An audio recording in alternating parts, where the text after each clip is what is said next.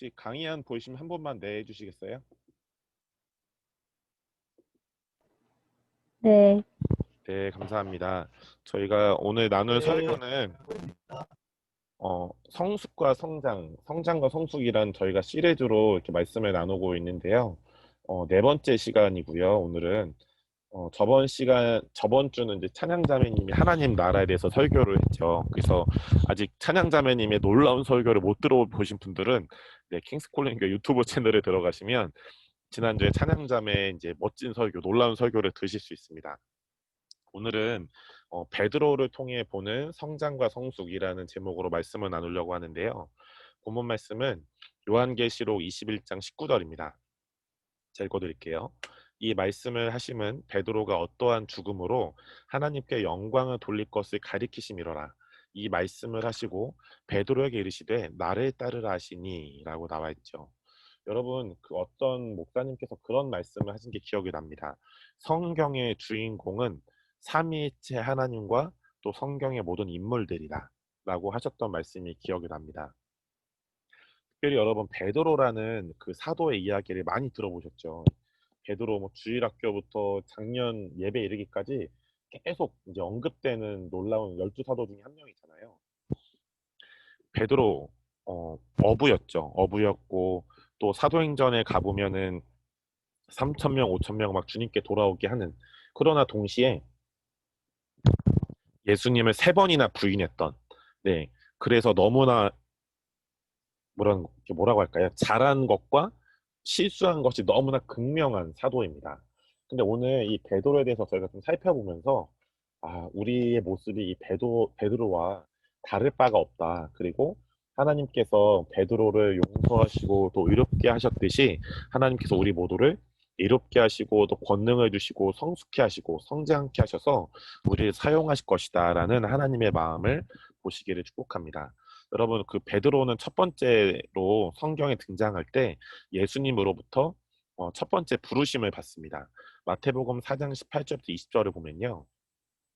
갈릴리 해변에 다니시다가 두 형제 곧 베드로라 하는 시몬과 그의 형제 안드레가 바다에 금을 던지는 것을 보시니 그들은 어부라 말씀하시되 나를 따라오라 내가 너희를 사람을 낚는 어부가 되게 하리라 하시니 그들이 곧 그물을 버려두고 예수를 따르니라 라고 말씀하고 있죠. 여기를 보시면 예수님이 말씀하시죠. 나를 따라오라.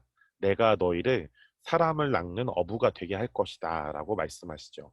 그래서 베드로와 시몬이 또 안드레가 그물을 버려두고 예수님을 따릅니다. 나를 따라오라 라고 분명히 예수님이 베드로에게 말씀하셨죠. 그런데 이 말씀이 요한복음 마지막 장 21장에 가면 예수님이 한 번 더 말씀하세요. 네, 이제 이따가 저희가 그 의미를 볼 텐데요. 우선 베드로가 예수님으로부터 첫 번째 부르심을 받을 때 예수님은 베드로에게 나를 따르라 라는 말씀을 하시죠. 여러분, 성경에서는 예수님을 구원자시면서 우리의 구원자, 우리의 죄와 저주를 해결하신 구원자이시면서 우리의 주인이라고 말씀하고 있는데, 여러분 이때 예수님은 베드로가 예수님을 구원자 주인으로 영접하고 섬기기를 원하는 마음으로 나를 따르라라고 하신 거예요. 그런데 이때 베드로는 예수님을 구원자로는 영접하고 모시지만 주인으로는 모시지 않습니다. 예, 주인으로는 모시지 않았어요. 그래서 이 베드로가 마태복음 4장 18절부터 20절까지 첫 번째 부르심을 이렇게 받거든요. 예수님이 말씀하시죠. 베드로야, 나를 따르라. 그래서 예수님을 따릅니다. 그러나 어떻게 했다고요? 베드로가 예수님을 구원자로는 영접하지만 주인으로는 모시지 않았습니다. 그래서 어떤 결과가 일어나냐? 이 이후부터 베드로가 예수님을 따르게 되지만 베드로가 자기 자신이 주인 되어서 예수님께서 원하는 삶이 아니라 자신이 원하는 삶을 살게 됩니다.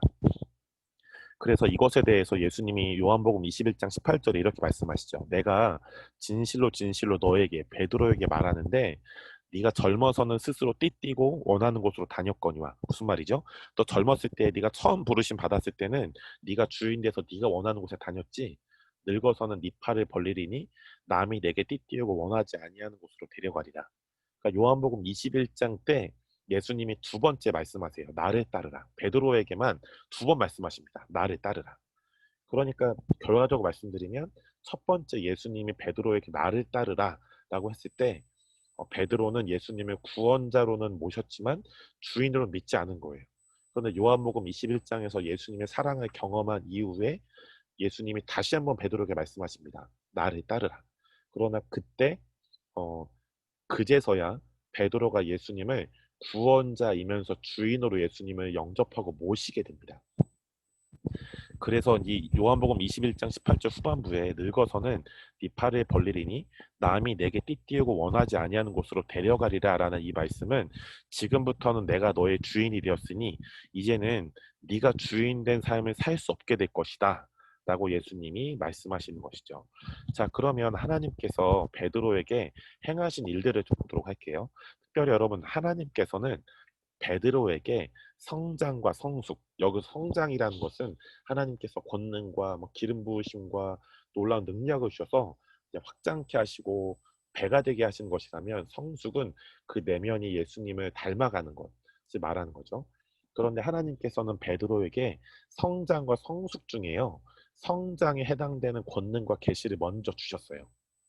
그런데 어, 그만큼 성숙함은 부족했습니다. 네. 좀 이따 저희가 보겠지만 하나님은 의도적으로 베드로에게 성장과 성숙 중에서 성장에 해당되는 권능과 계시를 먼저 주셨어요. 그런데 상대적으로 성숙함이 부족했죠. 그런데 놀라운 것은 무엇이냐면, 그런데 하나님, 예수님, 성령님은 베드로에게 야, 너 베드로야, 너 왜 성숙함이 부족하냐? 라고 혼내거나 책망하지 않으시고 그 베드로의 영적인 시즌에 맞는, 그때그때 베드로의 그 영적인 시즌에 맞는 과제를 주시고 미션을 주셔서 베드로의 영적인 시즌을 잘 기다려 주셨습니다. 그러니까 무슨 말이냐면, 하나님은 베드로한테 먼저 성장에 해당되는 권능과 계시를 먼저 주셨잖아요. 그러니까 그때 베드로가 성장에 대해서 충분히 배울 수 있도록 하나님이 가르치시고 기다리신 거예요. 그런데 그 성장의 때가 끝나고 베드로가 성장에 대해서 충분히 배우니까 하나님의 때를 바꾸셔서 이제 성숙에 대해서 충분히 가르치시고 성숙해 하시는 것이죠. 여러분, 하나님은 우리를 완벽주의자로 만들지 않으십니다. 무슨 말이냐? 그 때에 맞는 어떤 과제, 미션들을 우리에게 정확히 주시고 그것들을 충분히 가르치시고 경험케 하세요. 여러분, 그렇기 때문에 여러분이 이 베드로와 같이 지금 여러분이 성장에, 하나님께서 지금 이 시즌에 나에게 영적인 이때에 성장을 깊이 가르치고 계신지 아니면 성숙을 깊이 가르치고 계신지를 여러분이 하나님께 듣고 또 아실 필요가 있습니다. 그래야 그 시즌에 맞는 과제를 잘 수행할 수 있기 때문이죠. 그래서 하나님은 그 시즌에 맞는 과제를 우리에게 주시고 또 우리의 영적인 시즌을 잘 기다려 주십니다. 자, 베드로에게 하나님께서 어떤 일들을 행하셨나? 첫 번째는 권능을 베드로가 받게 되죠. 마태복음 10장 1절을 보면요, 예수께서 그의 12제자를 부르사 더러운 귀신을 쫓아내며 모든 병과 모든 약한 것을 고치는 권능을 주시니라 라고 나와 있죠. 권능을 받았습니다.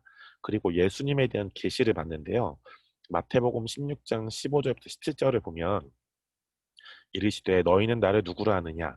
시몬 베드로가 대답하여 이르되 주는 그리스도시요 살아계신 하나님의 아들이시니이다라고 나와 있고요. 그 뒤에 보면 예수께서 대답하여 이르시되 바요나 시몬아 네가 복이 있도다. 이를 내게 알게 하니는 혈육이 아니요 하늘에 계신 내 아버지시니라라고 나와 있죠. 그러니까 하나님께서 베드로에게 성장에 해당되는 권능과 예수님에 대한 계시를 먼저 주셨어요. 그런데 상대적으로 뭐가 부족했다고요? 베드로 안에 성숙이 부족했습니다. 자, 그래서 이제는 예수님이 아니라 자신이 주인된 베드로의 미성숙한 모습들을 보려고 하는데요. 왜, 아까 저희가 보셨죠? 마태복음에 처음 읽었던 본문, 그리고 요한복음 21장에 저희가 이제 후반부에 이 말씀이 나오게 될 텐데, 베드로는 예수님에게 평생에 나를 따르라는 말씀을 두 번 들었습니다. 저희가 맨 처음에 읽었던 그 마태복음의 본문이 첫 번째로 나오고요. 그 요한복음의 마지막 장이 21장에 두 번째 말씀이 나옵니다. 그런데 아까 저희가 나눴지만 다시 한번 정리해드리면, 왜 베드로는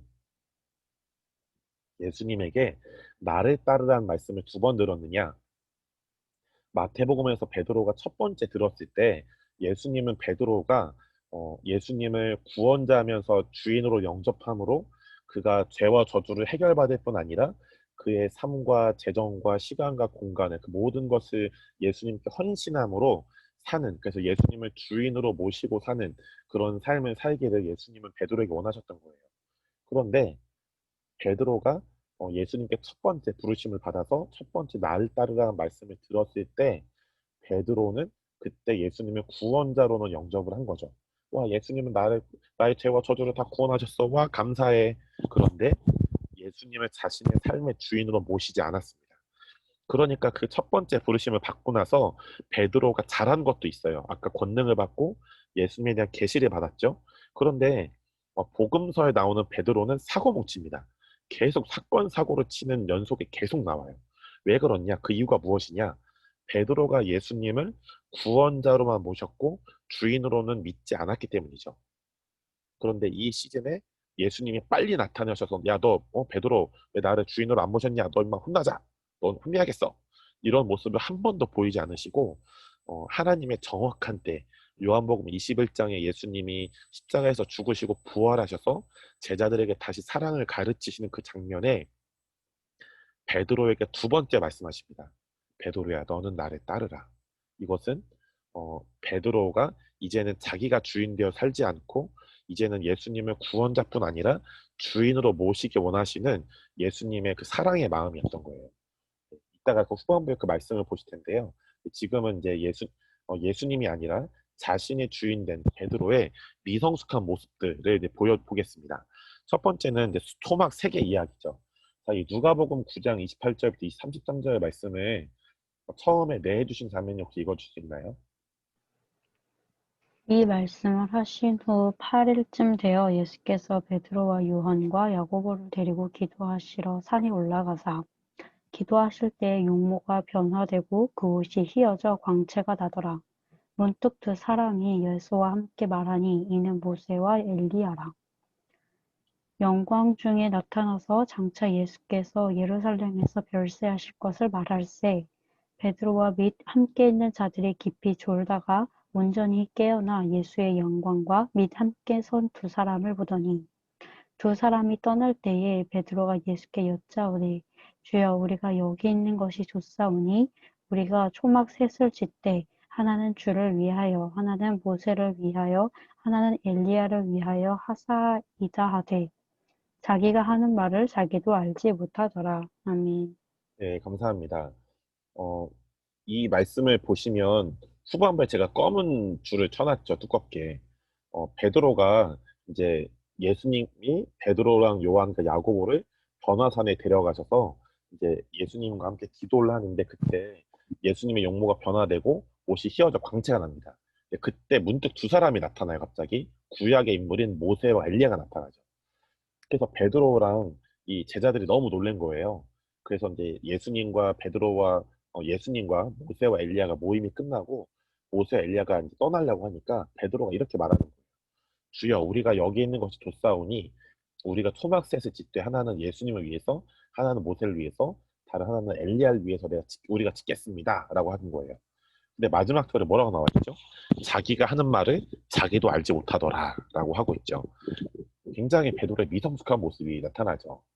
두 번째를 보면 이제 베드로가 예수님 때문에 물 위를 걸었다가 의심해서 물에 빠진 이야기가 나오는데요. 마태복음 14장 28절부터 31절입니다. 제가 읽어드릴게요. 베드로가 대답하여 이르되 주여 만일 주님이시거든 나를 명하사 물 위로 오라 하소서 하니 오라 하시니 베드로가 배에서 내려 물 위로 걸어서 예수께로 가되 그렇죠. 이 예수님 말씀에 온전히 순종하니까 베드로가 물 위를 걸어서 예수님께 가게 되었죠. 그런데 바람을 보고 무서워 빠져가는지라 소리질러 이르되 주여 나를 구원하소서 하니 예수께서 즉시 손을 내밀러 그를 붙잡으시며 이르시되 믿음이 작은 자여 왜 의심하였느냐 하시고 라고 나와 있죠. 그래서 예수님 때문에 무리를 베드로는 걸었지만 의심하고 두려움을 가져서 베드로는 물에 빠졌습니다. 네. 이 베드로의 미성숙한 모습이 나타나는 모습이죠. 세 번째는 예수님을 항변하는 이야기인데요. 마태복음 16장 22절에 보면 베드로가 예수를 붙들고 항변하여 이르되 주여 그리 마옵소서 이 일이 결코 죽기 미치지 아니하리이다 라고 나와 있는데 이 일이 무엇이냐?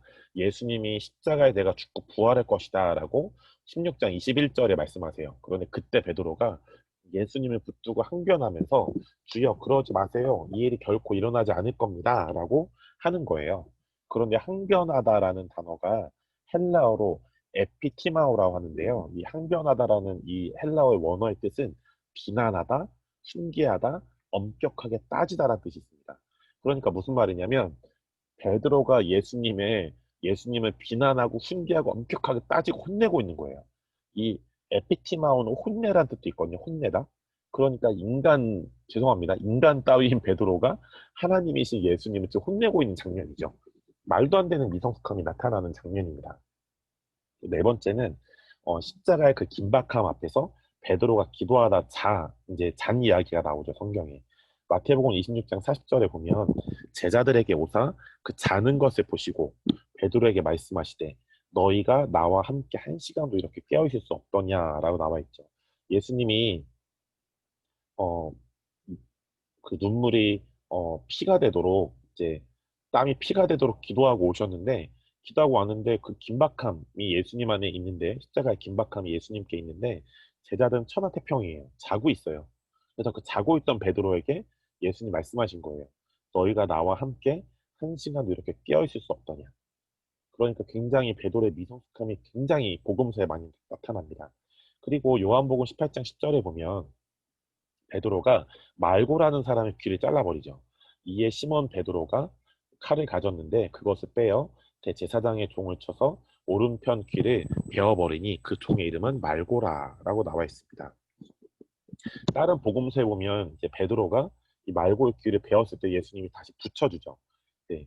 여러분 어, 이 계속 보면 지금 저희가 요 세션 챕터 안에 베드로의 미성숙함이 계속 나오잖아요. 여러분, 우리의 미성숙함이 어, 계속 직면되는 때가 있습니다. 그럴 때 여러분, 이 베드로를 향한 하나님의 마음을 잘 기억하시기 축복합니다.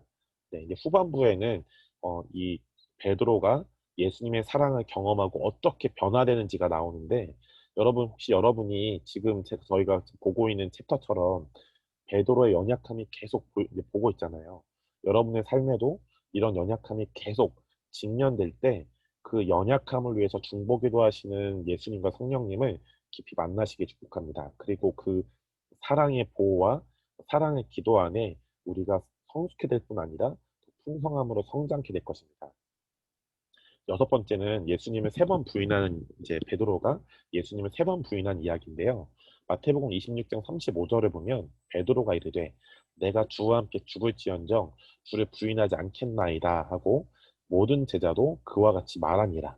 그러니까 모든 제자들과 베드로가 내가 예수님과 함께 죽을지언정 예수님 부인하지 않을 거예요. 이런 거죠. 그런데 그게 이제 마태복음 26장 35절에 나오거든요. 그런데 한 30절만 쭉 지나가면 마태복음 26장 69절부터 75절에 이런 말씀이 나와요. 베드로가 바깥에 앉았더니 한 여종이 나와 이르되 너도 갈릴리 사람 예수와 함께 있었도다 하거늘 베드로가 모든 사람 앞에서 부인하여 이르되 나는 네가 무슨 말을 하는지 알지 못하겠노라 하며 앞문까지 나아가니 다른 여종이 그를 보고 거기 있는 사람들에게 말하되 이 사람은 나사렛 예수와 함께 있었도다 하며 베드로가 맹세하고 또 부인하여 이르되 나는 그 사람을 알지 못하노라 하더라. 조금 후에 곁에 섰던 사람들이 나와 베드로에게 이르되 너도 진실로 그 도당이라 네 말소리가 너를 표명한다 하거늘 그가 저주하며 맹세하여 이르되 나는 그 사람을 알지 못하노라. 아니 곧 닭이 울더라.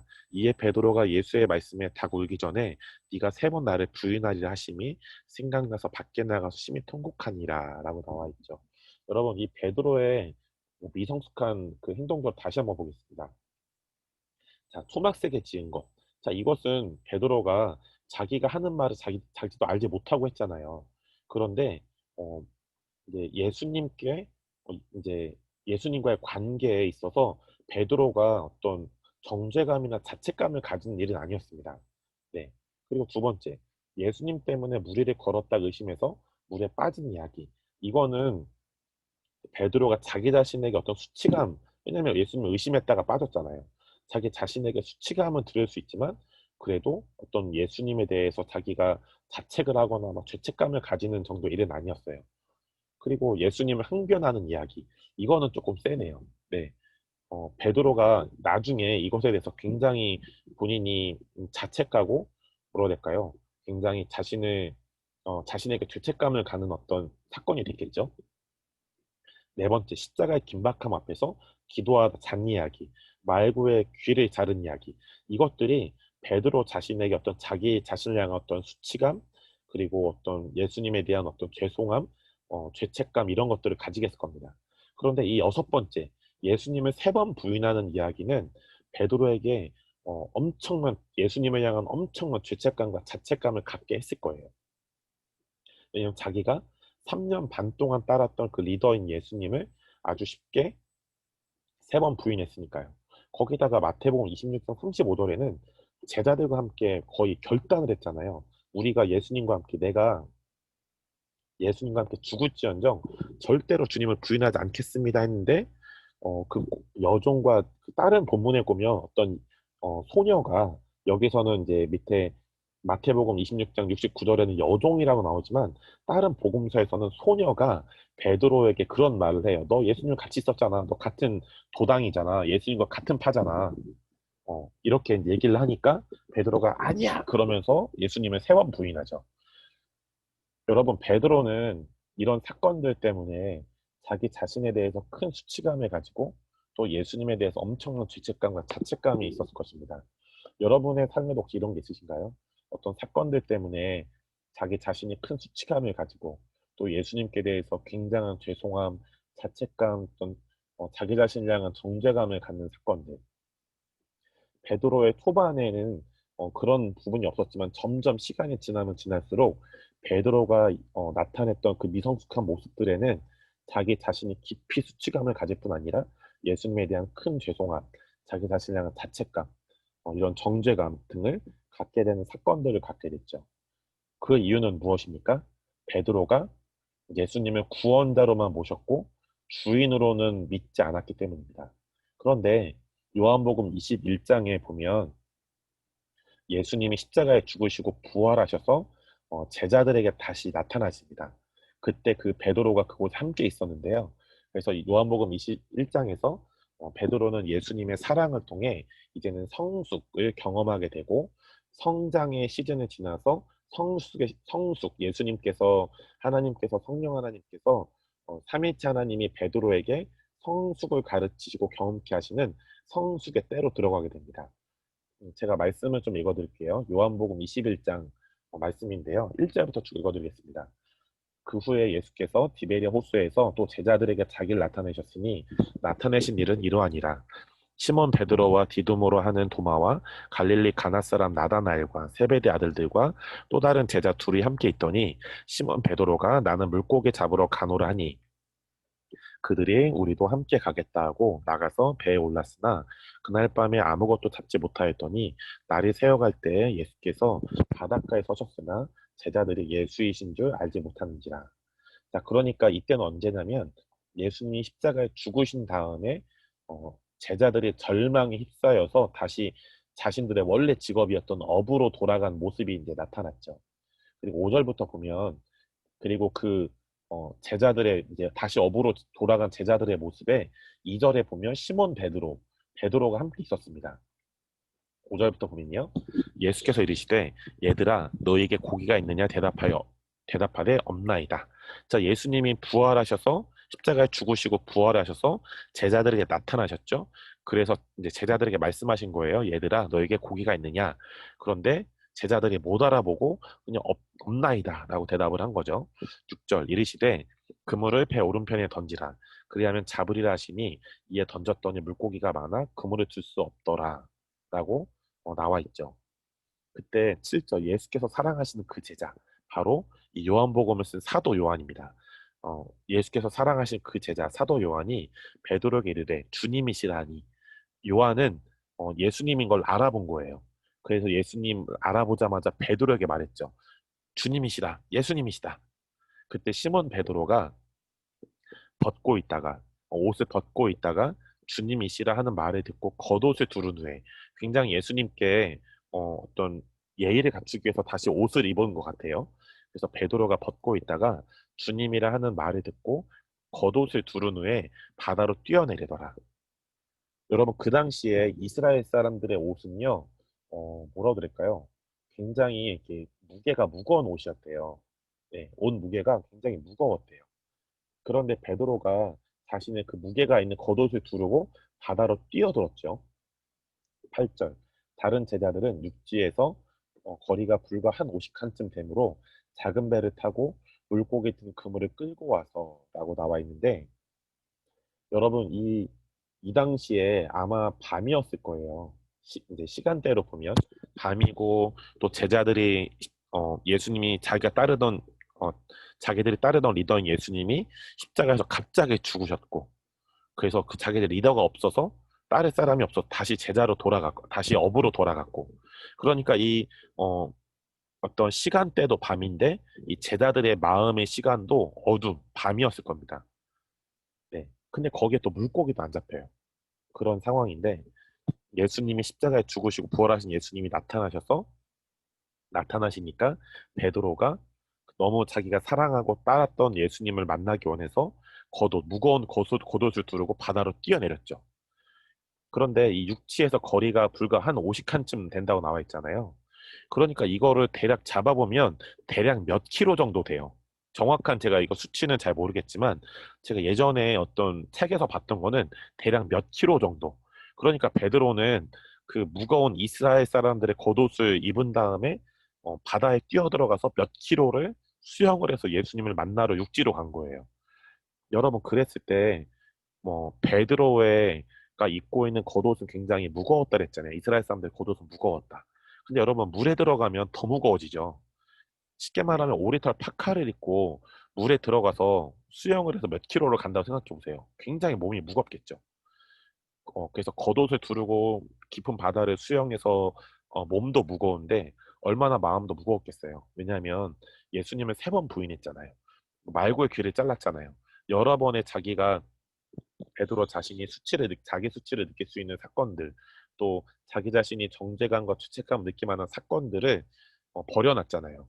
거기다가 아주 그 사건들의 최고인 예수님을 3번 부인한 사건, 얼마나 마음이 무겁겠습니까?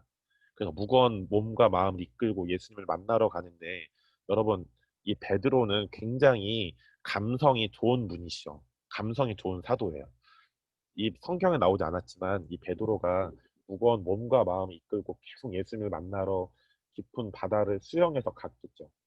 그랬을 때 이 베드로의 눈에 많은 눈물이 흐르지 않았을까요? 꼭 자기가 그렇게 보고 싶었던 예수님을 어, 보게 된 마음. 그러면서 자신이 예수님 너무나 사랑했지만 예수님을 자신이 구원자로만 모시고 주인으로 모시지 못했기 때문에 본인이 일으켰던 많은 사건 사고들로 인한 정죄감, 자책감, 죄송함, 이런 것들, 이런 많은 감정들이 뒤섞여서 눈물을 흘리면서 수영함으로 예수님 만나러 갔을 거예요. 여러분, 이 베드로라는 사도가 눈물을 흘리면서 수영하러 갈 때 이게 어, 이 수영할 때 물이, 여러분, 수영하면 들어오잖아요. 이게 눈물 때문에 짠 건지 아니면 이 물이 짠 건지 본인이 이해가 되지 않는 어떤 상황 안에서 계속 자신은 예수님을 보기 위해서 무거운 몸과 마음을 이끌고 예수님을 만나러 갔을 것입니다.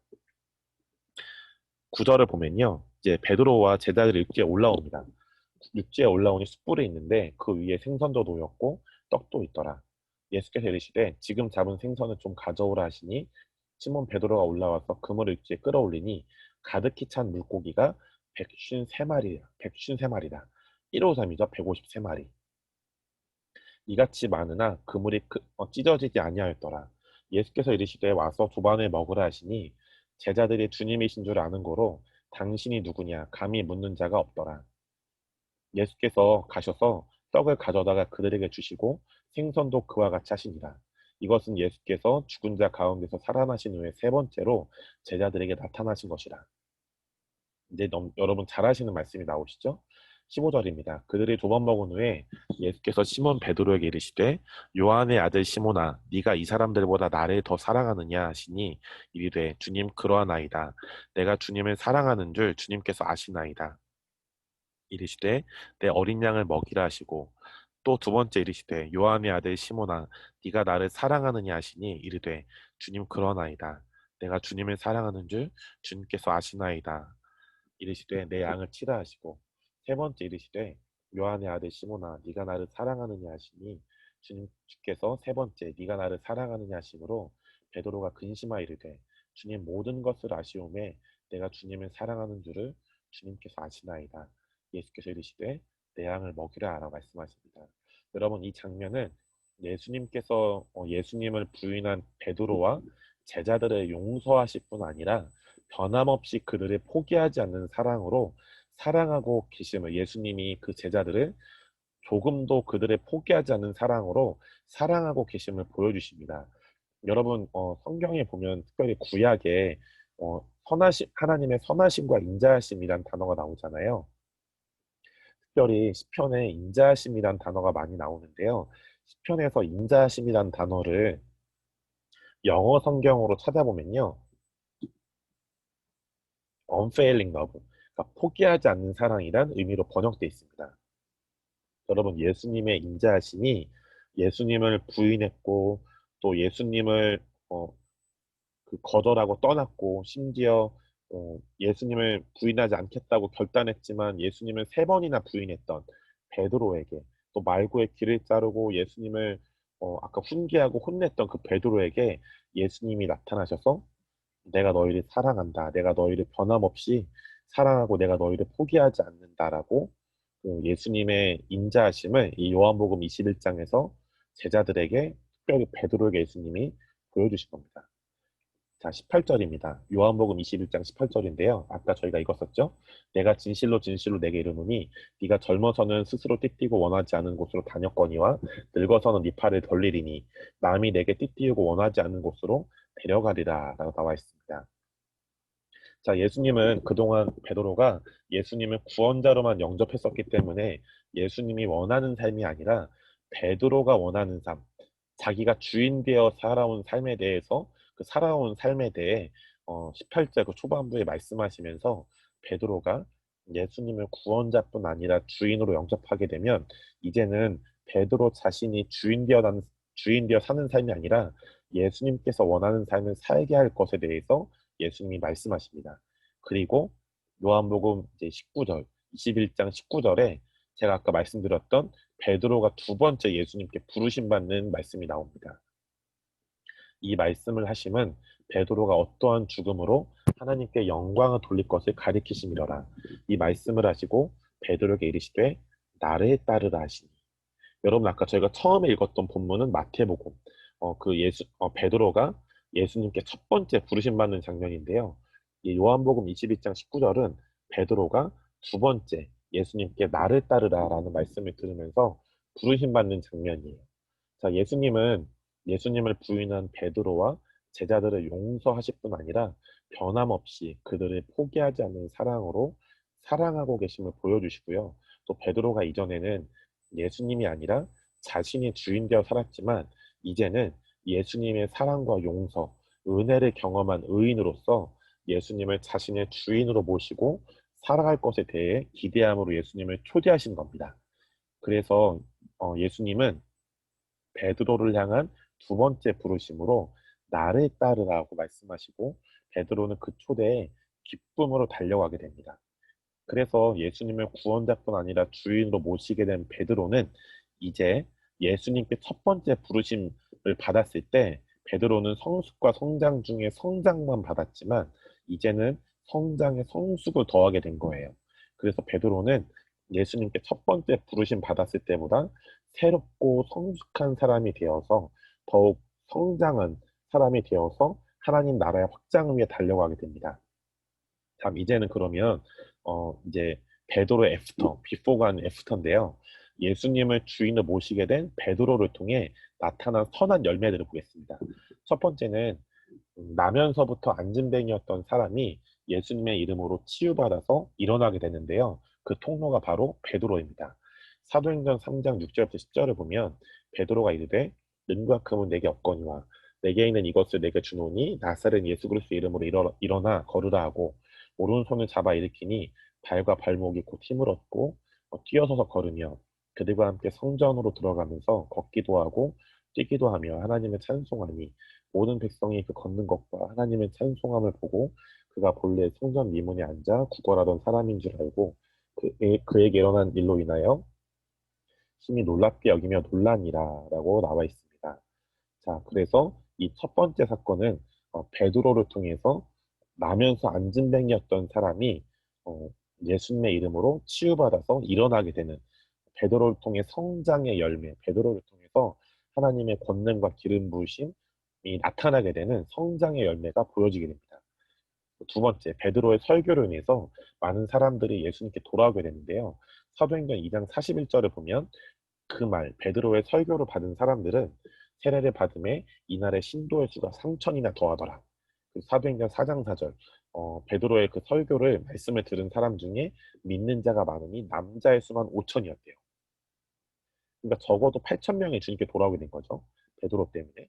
그래서 베드로가 놀라운 성장의 열매를 계속 보여주는 사건들이 있습니다. 그런데 이 세 번째 나오는 열매는 베드로를 통해서 놀라운 성숙의 열매가 나타나는데요.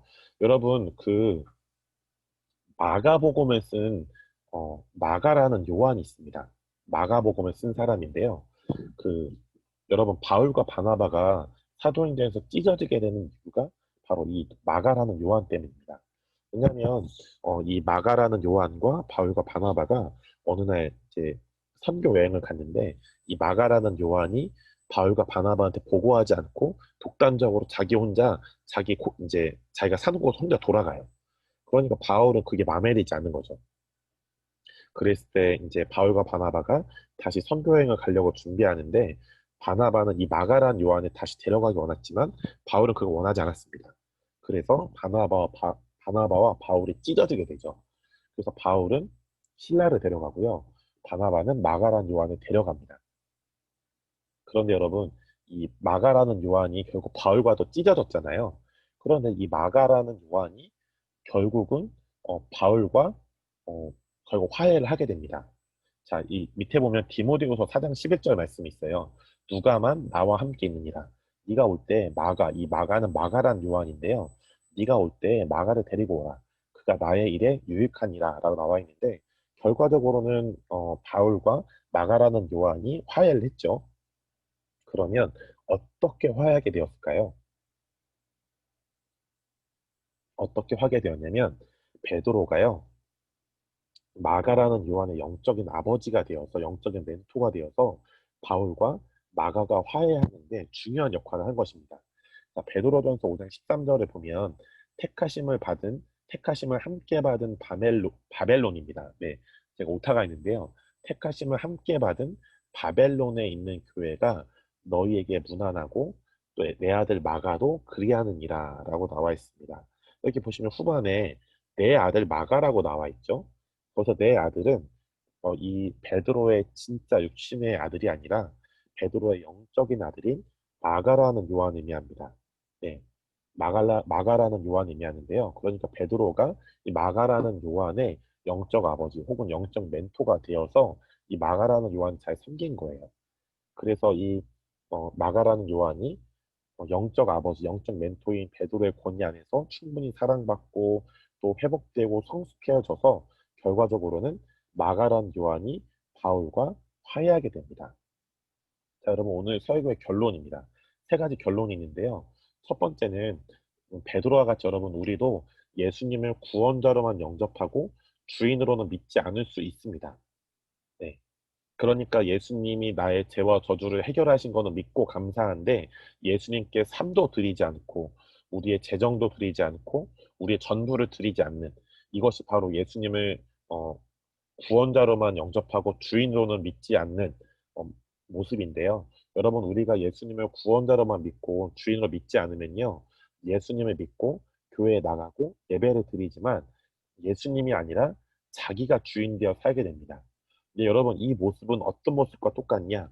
바로 루시엘 그 하나님 나라의 찬양 인도자였던 루시엘이 어느 날 자기가 하나님처럼 주인 되고 싶어서 자기를 따르는 천사들과 반역을 일으키죠.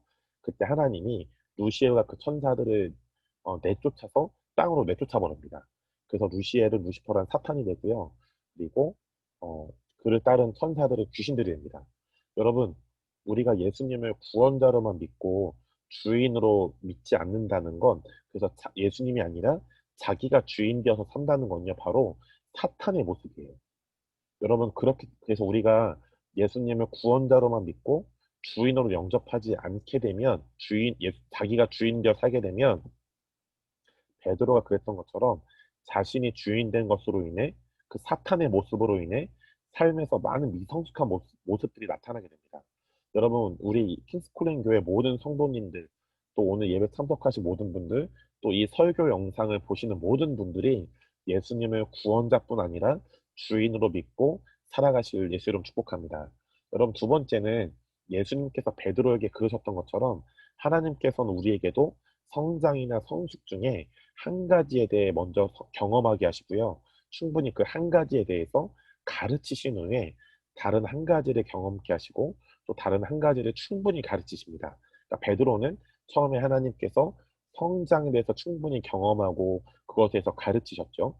그리고 요한복음 21장에 와서는 그 때가 바뀌어서 하나님이 베드로에게 성숙에 대해서 깊이 경험케 하시고 성숙에 대해서 깊이 가르치십니다. 여러분, 그런데 우리 안에 성숙과 성장 중에 다른 한 가지, 그러니까 온전하지 않다고 해서 예수님은 우리를 혼내지 않으십니다. 그 이유는 베 예수님께서 베드로에게 성장에 대해 먼저 경험하게 하시고 가르치신 후에 하나님의 정확한 때에 성숙에 대해 베드로가 경험하게 하시고요. 가르치신 것처럼 하나님은 우리에게 성장과 성숙 중에서 한 가지에 대해 먼저 경험하게 하시고 가르치신 후에 하나님의 정확한 때에 다른 한 가지에 대해서 경험하게 하시고 가르치십니다. 여러분, 그렇기 때문에 여러분들이 성숙에 대해서, 성장에 대해서 열심을 가지고 여러분 살아가시기 축복하지만, 그 하나님께서 지금 이 나에게 허락하신 이 영적인 시즌에 성장에 대해서 깊이 가르치시는지, 아니면 성숙에 대해서 깊이 가르치시는지를 하나님께 듣고 받으시기 축복합니다. 그러나 예를 들어서 지금 저 박경록 목사의 시즌은 하나님이 저에게 성숙에 대해서 많이 가르치신 시즌이거든요. 그런데 제가 예를 들어서 하나님, 제가 성숙에 대해서 깊이 하나님이 가르친 시즌인 거 알겠는데 제가 성장, 어떤 하나님의 권능과 기름 부음, 은사와 계시가 주님 많이 부족해요. 여러분, 이런 부분에 대해서 자책감이나 어떤 죄책감, 죄송함을 가지시지 않으셔도 괜찮습니다. 왜냐하면 하나님은 완벽주의 하나님이 아니셔서 우리에게 때와 시기에 맞게 한 가지 한 가지를 정확히 경험케 하시고 가르치시는 좋으신 하나님이시기 때문이죠. 그래서 여러분이 여러분 자신을 완벽주의의 모습으로 바라보지 않으시길 축복해요. 아니, 나는 지금 내가 나를 바라볼 때 아주 성령의 열매는 풍성한 것 같은데 은사는 부족해. 나는 은사는 부족한 것 같은데 성령 열매는 부족해. 나는 왜 그러지? 여러분, 그럴 필요가 없다는 것입니다. 여러분, 오히려 그 조급함이 여러분의 성장과 성숙을 막을 것입니다. 여러분, 이 성장과 성숙이라는 이 시리즈를 제가 시작하게 된 계기가 있는데요. 어느 날 한 두 달 전에 하나님이 저한테 그런 말씀을 해주셨어요. 경로가, 내가 너희 교회에 사람을 많이 보낼 거야. 그러기 위해서 네가 목사로서 해야 될 준비가 있다라고 말씀해 주셨어요. 그게 뭡니까? 라고 주님께 물었는데 주님이 시편 119편에 그런 말씀을 떠올려 주셨어요. 주께서 내 마음을 넓히시면 내가 주의 계명의 길로 달려가리이다. 그러니까 하나님이 어, 저희 교회에, 킹스콜린 교회에 많은 사람들을 보내실 걸 언약하셨다고 했잖아요. 그런데 그렇게 하기 위해서 목사로서 제가 해야 될 게 뭐냐. 그리고 저와 같은 공동체인 여러분이 이건 함께 하시는 미션입니다. 그것은 하나님께서 우리의 마음을 넓혀 주시도록 우리가 주님께 구하고, 우리가 주님께 아버지의 사랑을 충분히 경험함으로 우리의 마음이 넓어져야 하는 것이죠. 그래야만 주께서 내 마음을 넓히시면 이 조건이 성립돼야만 내가 주의 계명들의 길로 달려가리이다. 말씀의 길, 주의 계명들의 길은 말씀의 길이죠. 그 말씀을 살아낼 수 있다는 거예요. 여러분, 그렇기 때문에 하나님께서 우리 공동체의 식구들 한 분 한 분의 마음을 하나님 아버지의 사랑의 마음으로 넓히실 것입니다. 또 넓히시고 계세요. 그럴 때 우리가 지금 여러분 이 코로나 때 하나님께서 제가 믿기에는 놀라운 부흥을 이미 예비해 두셨어요. 그런데 어, 원수 마귀가 이 부흥에 대해서 우리를 보지 못하게 하려고 계속 어두운 정보와 어떤 절망의 낙심으로 우리를 이끌려고 하는 것이죠. 여러분, 이럴 때 그것들을 바라보지 않고 믿음의 주요 우리를 온전케 하셔서 우리에게 부흥을 주실 예수님을 바라보시기 축복합니다. 그리고 하나님께서 이 마지막 때에 예비하신 놀라운 부흥을 여러분들께서 기대하시기 축복합니다. 여러분, 요엘서에는 모든 육체, 예수님을 믿는 자들뿐 아니라 믿지 않는 자들에게 어, 예수님을 믿는 자들뿐 아니라 믿지 않는 자들에게도 하나님의 성령이 임할 것이다라고 요엘서와 사도행전에 언약되어 있습니다. 이것은 그때로 끝난 게 아니라 계속 이루어질 것이라는 언약이죠. 여러분, 그런데 아직 믿지 않는 자들이 다 성령 받지 않았잖아요. 그러니까 최고의 부흥은 아직 오지 않은 것이에요. 여러분, 코로나 때문에 전 세계가 위험하다. 아, 내가 위험하다. 나 죽으면 어떡하지? 이거보다 우리가 두려워할 건 뭐냐? 아직 부흥이 오지 않았다입니다. 우리가 아직 부흥이 오지 않은 것에 대해서 두려워하고 하나님의 경외함으로 부르짖어야 하는 것이죠.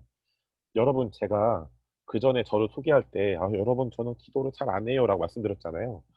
제가 이것에 대해서 너무 입으로 뿌려놨는지, 입으로 심었는지, 한 2주 전부터 하나님이 저한테 도전하기 시작하셨어요. 뭐냐면 저한테 감동을 준 거예요. 경로가 하루에 1시간씩 나랑 지성소에서 만나자. 기도해라. 란 마음이셨어요. 그래서 제가 하루에 지금 1시간씩 네, 기도하고 있습니다. 딴 데 안 나가고 무조건 하루에 1시간은 제 여기 방에서 말씀을 읽고 기도하는데요. 너무 좋습니다.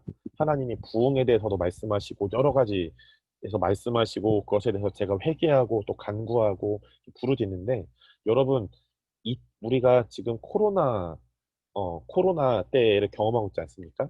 여러분, 그런데 코로나가 온 땅을 덮고 있는 것처럼 느껴지시죠? 그런데 성경에는 코로나보다 이미 온 땅을 덮고 있는 게 있습니다.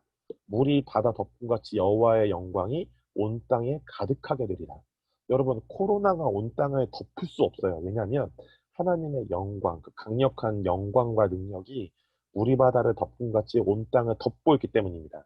여러분, 그렇기 때문에 여러분들 안에 하나님께서 지금 이 시즌에 자신의 우리가 시즌이 딱 때가 영적인 때와 시즌이 다르죠. 그래서 하나님께서 지금 나에게 우리 가정에 우리 사업장과 일터와 학교와 우리 교회에 성장을 가르치시는지 아니면 성숙을 깊이 가르치신지 주님께 묻고 들으신 후에 이것과 지금 다른 한 가지에 대해서 내가 온전치 않을지라도 예수님이 우리를 굉장히 여유 있게 기대하시고 바라보시며 성장하고 성숙할 것을 기대하시며 믿음으로 바라보시는 그 시선으로 우리가 우리 자신을 또 교회를 우리의 가정을 우리의 나라와 열방을 바라봐 주시길 축복합니다. 여러분 세 번째는요. 우리가 예수님을 구원자뿐 아니라 주인으로 모시게 되면 베드로와 같이 우리를 통해 많은 성숙과 성장의 선한 열매들이 맺혀지고 나타나게 됩니다. 주께 합당하게 행하여 범사에 기쁘시게 하고 모든 선한 일에 열매를 맺게 하시며 하나님을 아는 것에 자라게 하시고라고 골로새서 1장 10절에 말씀하고 있습니다. 여러분 그렇기 때문에 이 베드로를 통해 여러분이 더욱더 성장과 성숙에 대해서 힘을 내시게 축복하고요. 이 베드로를 통해서 여러분들을 향해 성장과 성숙을 꿈꾸시고 기대하시고 또 중보해 주시는 예수님과 또 하나님 성령님을 깊이 만나시기를 예수님으로 축복합니다.